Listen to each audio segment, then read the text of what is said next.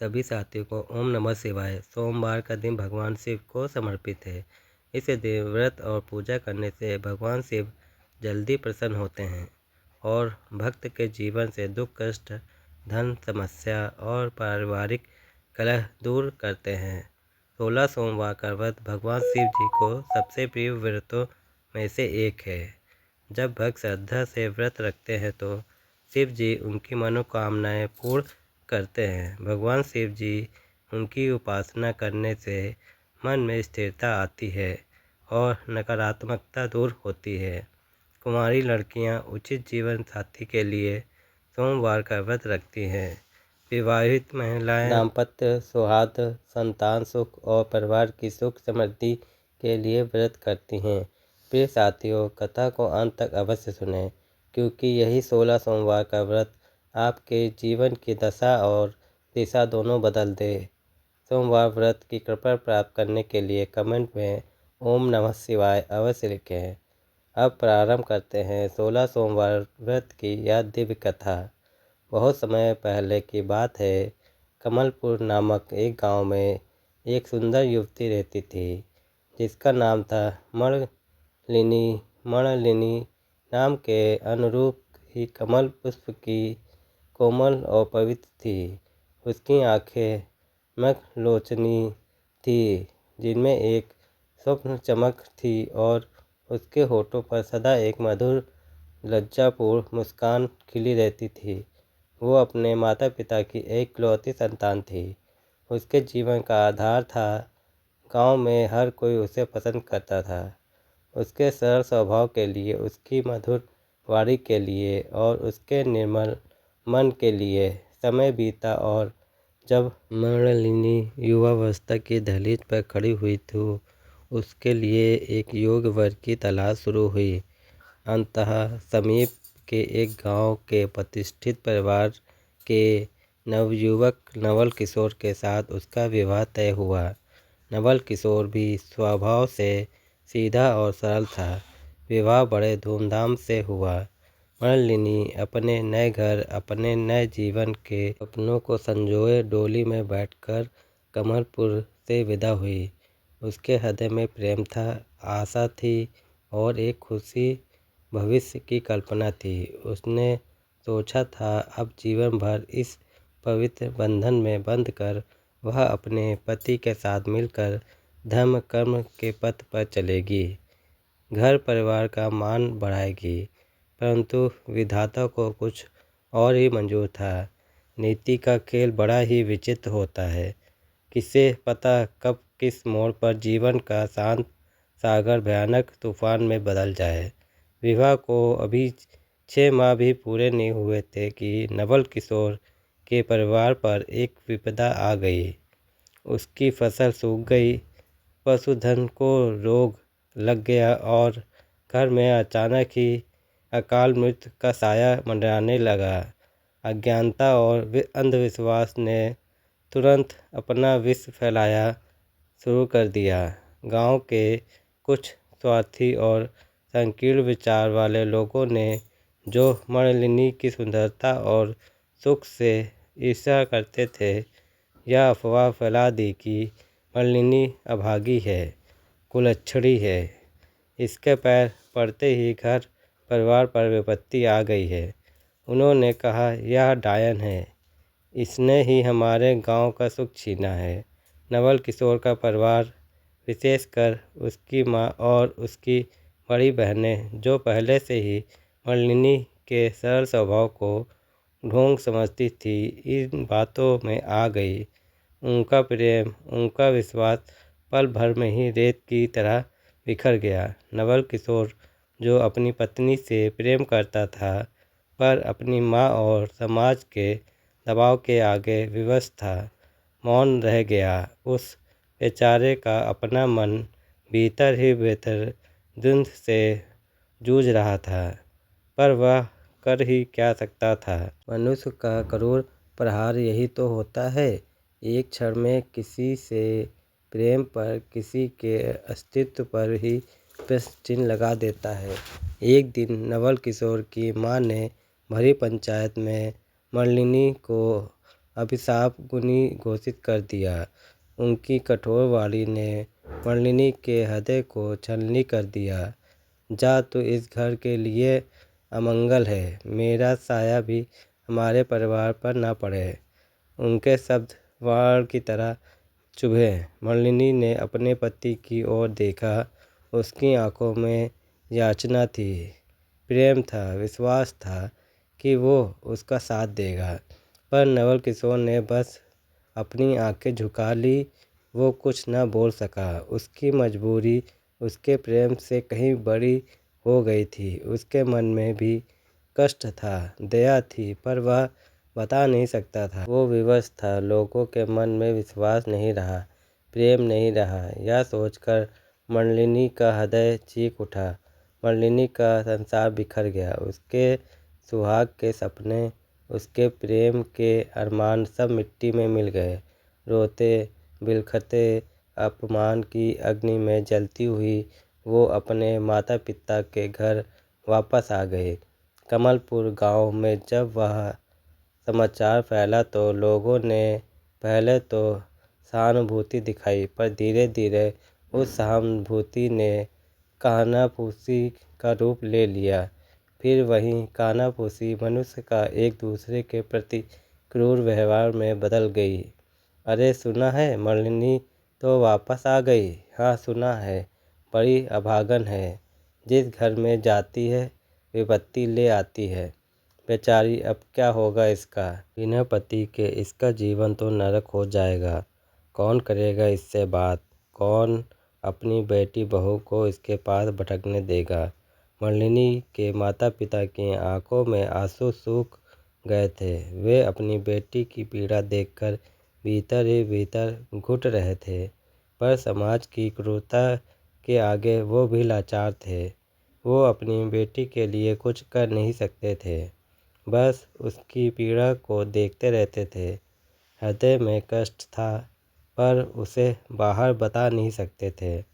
मृणलिनी ने अपनी आंखों में समुद्र भर लिया था, पर उन आंसुओं को किसी के सामने नहीं झलकाती थी। वो जानती थी कि यह संसार परानिर्दयी है। मेरे आंसू भी उनकी घड़ा को नहीं धो पाएंगे। दिन महीनों में और महीने वर्षों में बदलने लगे। मृणलिनी के जीवन में एक गहरा सन्नाटा पसर गया था। वो किसी से बात नहीं करती, किसी की ओर देखती नहीं। गांव की स्त्रियां उसे देखते ही अपने बच्चों को खींच लेती, जैसे उसे छूने भर से कोई रोक लग जाएगा। मंदिरों में कुएं पर पानी भरते समय, हाट बाजार में हर जगह उसे ताने मिलते। अपमान के तीखे शब्द उसके कानों में विष घोलते। ओह बेचारी मृणलिनी, जीवन कितना निर्मय हो सकता है।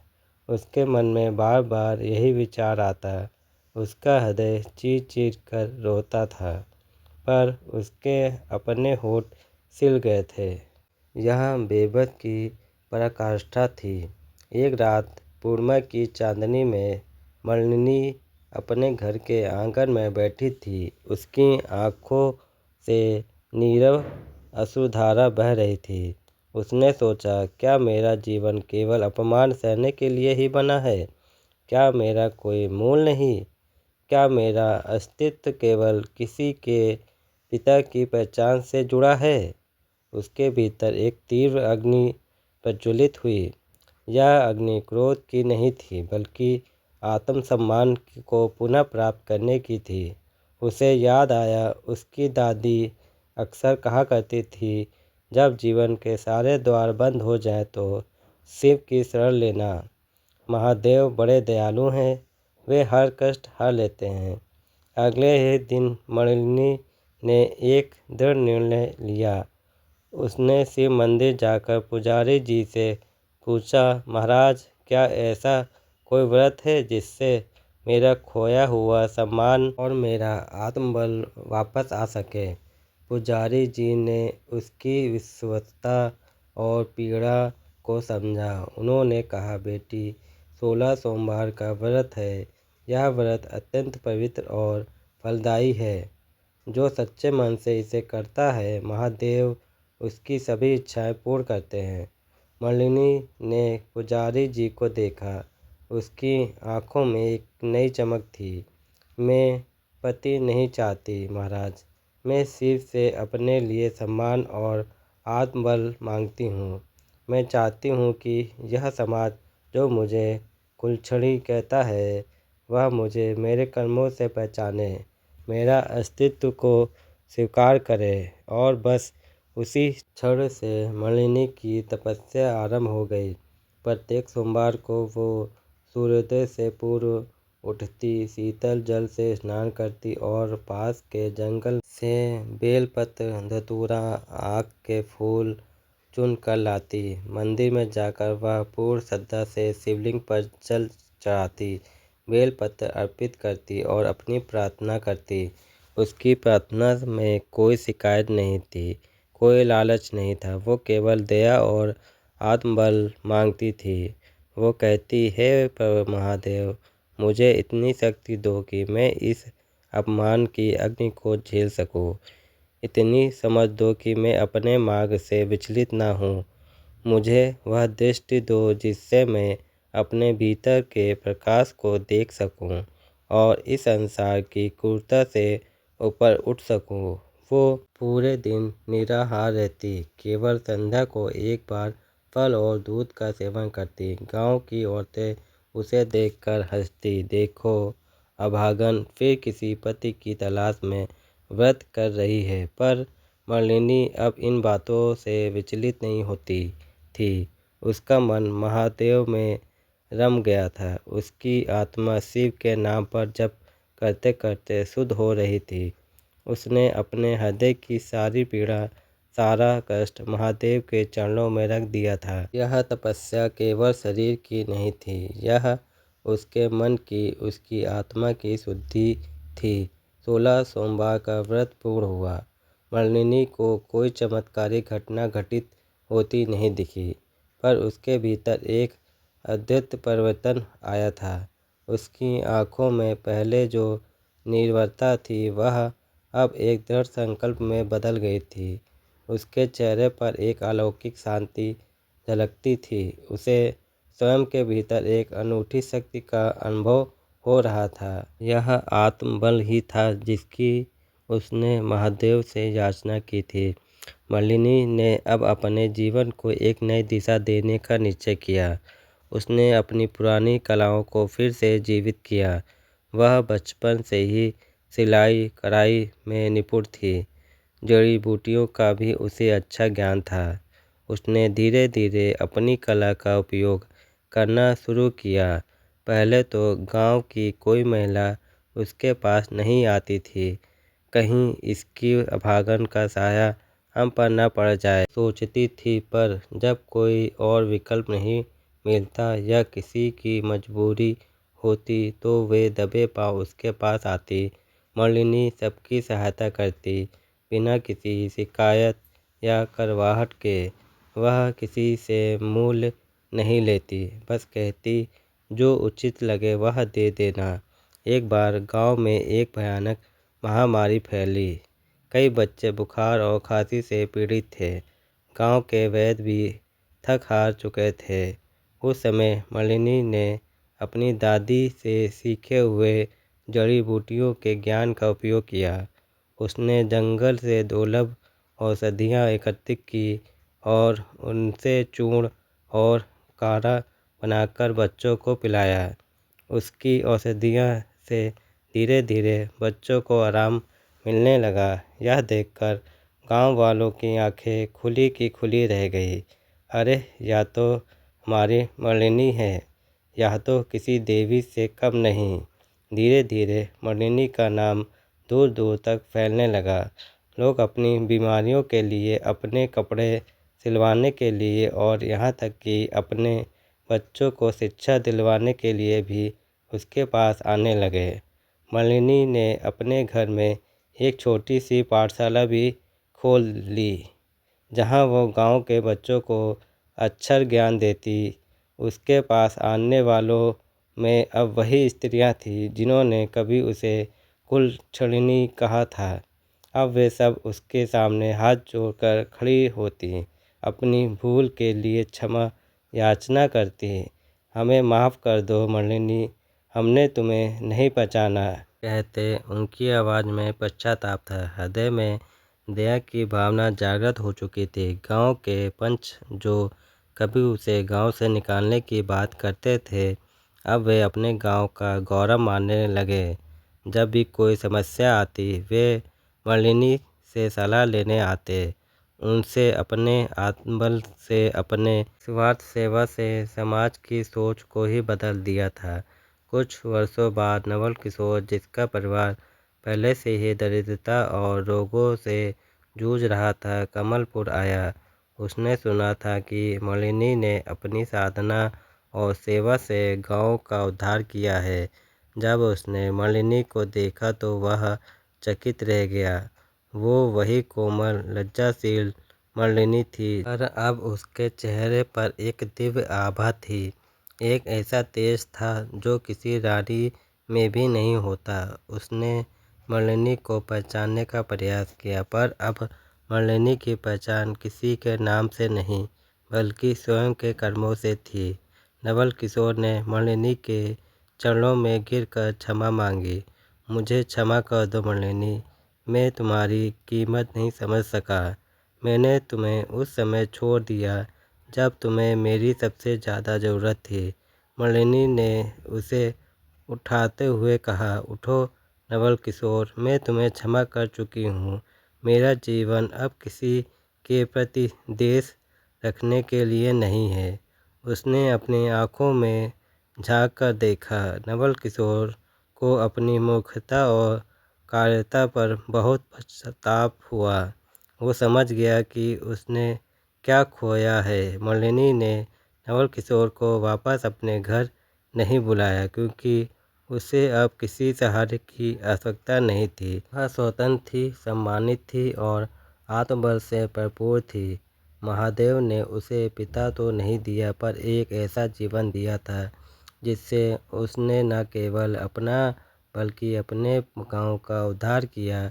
कमलपुर अब पहले से कहीं ज़्यादा समृद्ध और शांत था, और इसका श्रेय मलिनी को जाता था।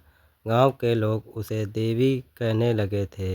वे ही जो लोग कभी उसे ताने मारते थे, अब उसके सामने नतमस्तक होते थे। मलिनी की कथा एक चेतावनी थी उन लोगों के लिए जो बिना जाने समझे दूसरों पर क्रूर प्रहार करते हैं। यह एक सीख थी कि सच्ची शक्ति प्रेम में नहीं, बल्कि आत्मसम्मान और निस्वार्थ सेवा में होती है। मलिनी ने सिद्ध कर दिया कि स्त्री का अस्तित्व किसी पुरुष की पहचान का मोहताज नहीं, बल्कि वह स्वयं अपने कर्मों से अपना भाग्य लिख सकती है। उसका जीवन महादेव की अनंत कृपा का एक जीवंत उदाहरण बन गया, और यह कथा आज भी कमलपुर में प्रेरणा के रूप में सुनाई जाती है, हर किसी की आंखों में आंसू लाते हुए और हृदय को दया व प्रेम के भाव से भरते हुए।